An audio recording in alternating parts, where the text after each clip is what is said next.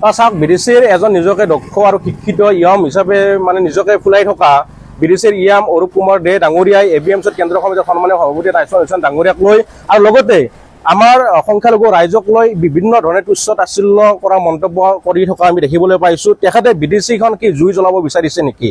আমি তেখেতক সুধিব বিচাৰিছোঁ, মিষ্টাৰ অৰূপ কুমাৰ দেৱ ডাঙৰীয়া, আপুনি বিডিচিখন জ্বলাব বিচাৰিছে নেকি? আপোনাৰ কথা বতৰাৰ পৰা এনেকুৱা লাগিছে যে আপুনি গোষ্ঠী সংঘৰ্ষ কৰিব বিচাৰিছে। আমি তেখেতক এনেকুৱা মন্তব্যৰ পৰা আঁতৰি থাকিবলৈ তামোলপুৰ জিলা এবিএমচিৰ তৰফৰ পৰা আহ্বান জনাইছোঁ। অন্যথা আমি গোটেই বিডিচিত ইতিমধ্যে আপুনি যেনেকৈ মন্তব্য কৰিছে, আপুনি ছাত্ৰ সমাজক জোকাই নল'ব। আপুনি ইয়াৰ ভোগ ইমান দূৰলৈ যাব আপুনি ভাবিব নোৱাৰিব যে গোটেই বিডিচি গোটেই ছাত্ৰ সংগঠন লগ লাগি ৰাইজৰ লগত আমি একেলগে একে শাৰীতে থিয় হৈ গোটেই বিডিচিতে আমি স্তব্ধ কৰি দিবলৈ বাধ্য হ'ম যদিহে আপুনি এনেকুৱা মন্তব্যৰ পৰা আঁতৰি নাথাকে। আপুনি কি ক'ব বিচাৰিছে যে ইছলাম ধৰ্মলোকসকলৰ কি অসমৰ একো অৰিহণা নাই নেকি?